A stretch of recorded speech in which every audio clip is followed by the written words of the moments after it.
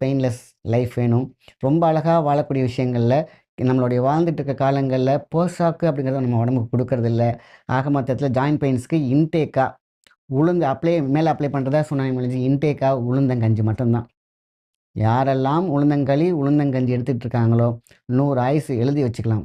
வரக்கூடிய பெண்கள் இன்னைக்கு மென்சஸ் ப்ராப்ளம், யூட்ரஸ் பிரச்சனை, இது எல்லாத்துக்குமே உளுந்தங்கஞ்சி.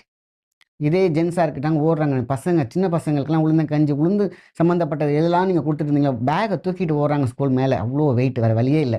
இறங்கி வரத்துக்குள்ள முதுகு வலிக்குது, கால் வலிக்குதுன்னு அமுக்கி விட சொல்லும்போது, இந்த பேரண்ட்ஸோட தவிப்பே வேற. ஸோ, அப்பலாம் அவங்களுக்கு என்ன பண்ணணும்? வேற வழி கிடையாது. பிரெயின், அதேமாரி உடம்பு, ஜாயிண்ட்ஸு அவ்ளோ வெயிட்டு. இத்தன குழந்தைக்கு இவ்வளோ வெயிட் தூக்கலாமா? அப்படிங்கிறதெல்லாம் பார்த்தா வேற வழி இல்ல. ஸோ, அப்ப என்ன பண்ணும்? ஸ்ட்ரெங்த்து. அந்த காலத்துல இருந்த மாரியே உளுந்தங்கஞ்சி, உளுந்து, உளுந்தங்களி இந்த மாரி தேங்காய் பூ போட்டு, ஏலக்காய் போட்டு அப்படி டேஸ்ட்டா செஞ்சு குடுங்க, பசங்க சாப்பிடுவாங்க.